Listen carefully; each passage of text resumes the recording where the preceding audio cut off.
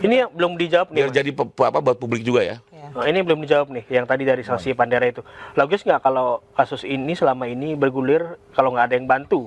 Ibaratnya kendaraan kalau nggak ada bensin nggak bisa jalan. Invisible hand lah, Pak. Itu kan udah logika yang paling sederhana. Menggugat 5 kali, melaporkan 2 kali selama ini. Yang digugat Masa mantan sih, presiden lagi. gitu ya. Kita aja hari ini aja mau ke belakang aja bayar ke toilet gitu ya. Apalagi bergerak sekian lama dengan hiruk pikuk hari ini yang terjadi, kayaknya terlalu naif lah kalau itu hanya gerakan biasa. Tapi kembali lagi, saya nggak begitu concern. Kalau saya, karena ini negara hukum, sebaiknya semua sengketa diselesaikan secara hukum. Karena ada kepastian, Mbak. Oke. Ya, ada kepastian ujungnya seperti apa nanti putusannya gitu ya. Dan bagi Pak Jokowi kan sebenarnya melaporkan ini hanya 2 targetnya. 1, biar soal ijazah ini selesai. Tidak berlarut-larut. Sekarang contoh, hari ini oke deh kita RG semua selesai. Tetap kan belum putus kan soal asli palsunya. 5 tahun lagi ada yang mainin lagi, Mbak. Kelompok lain, Iya, sering masuk banget. lagi, Ini pusing lagi kan, Mbak. Bahas lagi ijazah, saya juga kayaknya udah nggak mau jadi lawyer lagi. Capek gitu kan. Iya. Nah, akhirnya kenapa ini diambil tuh biar tuntas. 1. Kedua, beliau juga ingin sebagai orang yang meyakini bahwa dia difitnah, dia ingin dipulihkan. Apalagi ini kan isu sosial media ini kan borders, Mbak. Dikonsumsi masyarakat Australia, betul. China, ya. Apalagi beliau juga aktif di Lagi merambat ke anak. di beberapa lembaga-lembaga internasional gitu kan. Dia juga ingin dong dipulihkan. Masa nggak boleh dipulihin gitu ya kalau betul ternyata itu asli kan gitu ya. Dan ini kan sebenarnya lucu, Mbak. Sebelum ini beliau tuh dituduh ijazah palsunya tuh SD, SMP, SMA yang oleh kelompok Bambang Tri itu yang udah disidangin juga. Iya. Sampai saya bercandanya, sampai segitunya ya orang nuduh SD, SMP, SMA, kuliah palsu semua. Sampai anaknya juga. Nah itu. Ya kadang ya udah. Semuanya dicecer. Kalau kita hanya berdebat kan nggak ada selesainya. Intinya kalau yang saya tangkap, Pak Jokowi ini ingin bukan menahan diri tapi ingin menunjukkan di saat yang tepat supaya ini membuktikan asli, supaya nggak ada kasus-kasus berikutnya tuh di tahun-tahun berikutnya. Edukasi juga buat masyarakat. Diharapkan itu kan, karena kan kalau misalkan dia ekspresif kayak ini ijazah gue ini langsung tunjukin. Kepancing namanya. Ya, nanti kepancing, nanti oke lah, mungkin sekarang selesai, tapi 5 tahun lagi bakalan lagi nantinya gitu loh, takutnya gitu kan. Karena muncul pun diributin. Jadi nggak ada solusi sebenarnya. Jadi menunjukkannya di waktu yang tepat lah, Pak. Sorry yang satu saya. Kita yang harus. Bang Bonatua kan udah bilang substansinya clear. Kan tetap di sana. Ada lipatan tuh. Memang fotokopian nggak boleh kelipat ya. Terus gara-gara kelipat ada garis emang problem. Ya kan, Mbak? Oke. Kalau diikutin terus kan capek. Terus ini nih, Bang, dari kakak Perdana, ini yang menarik banget nih secara hukum nih. Thank you. Kalau 2 orang sudah dapat SP3, harusnya semua dapat SP3 dong sepaket. Karena kan penghentian penyidikan. Kok cuma 2 orang doang yang dikasih gitu kan? Yang lainnya enggak. Oke, pertama tadi udah dijelasin bahwa RJ di dalam Perkapolri tidak pernah mengamanatkan manakala dihentikan untuk beberapa tersangka maka harus seluruhnya mendapatkan. Itu pertama. Kedua, RJ jangan lupa RJ itu berangkat dari kesepakatan. Kesepakatan antara pelaku dan korban. Tersangkanya ada 5, bisa sepakat dengan 2, yang 3 nggak mau sepakat, mau dipaksain. Mereka punya hak asasi loh untuk tidak sepakat.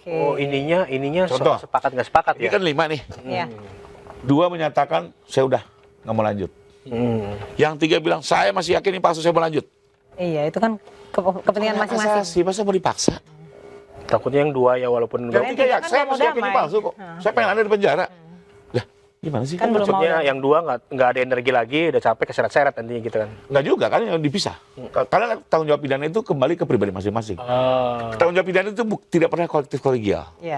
Dia selalu pribadi masing-masing sesuai perannya. Nggak mungkin dia, kalau gitu mau dibilang gini, ada perampokan pelaku 5, 1 meninggal, 4-nya berhenti semua? Enggak. Loh, kan kolektif kolegial kalau teori seperti itu. Ini ya perannya ya. Perampok 5, yang ketembak 1 atau 2, yang 3-nya bilang, yang 2 itu kan dilanjutin, saya juga berhenti dong. Kan itu meninggal. Ridiculous kan? Karena apa? Pidana itu pribadi-pribadi. Terakhir saya mengingatkan, ini delik aduan. Di mana terserah si korban jika untuk dia menuntut atau tidak. Kalau dia merasa terancam. Contoh delik aduan ya. Ini biasanya dalam kekerasan dalam rumah tangga, Mbak. Iya.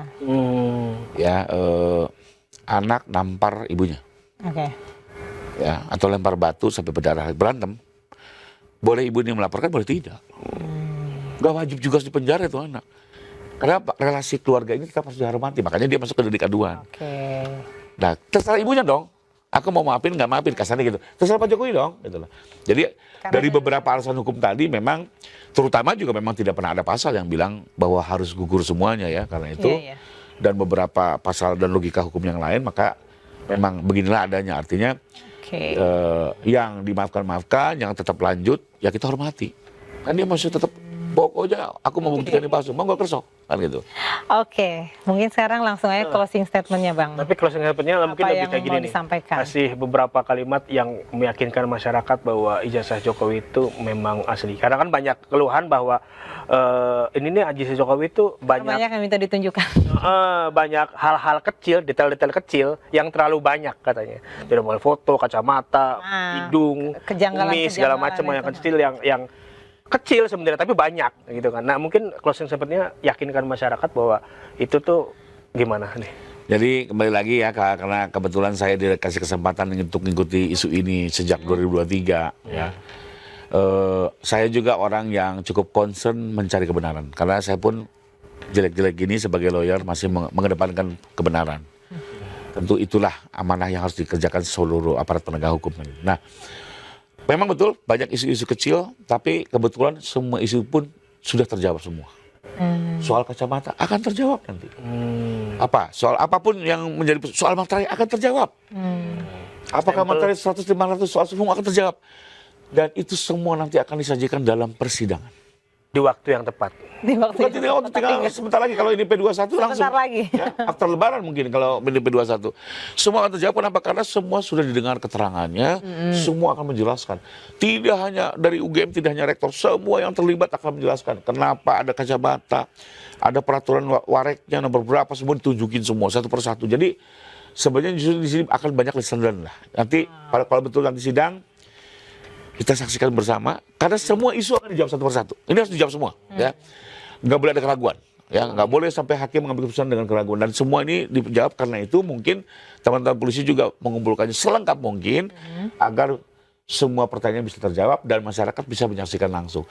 Tidak harus yakin, tidak yakin, percaya, tidak percaya, tapi biarlah masyarakat mendapatkan fakta yang objektif, berimbang, dan nanti bisa mengambil keputusan sesuai hati nurani.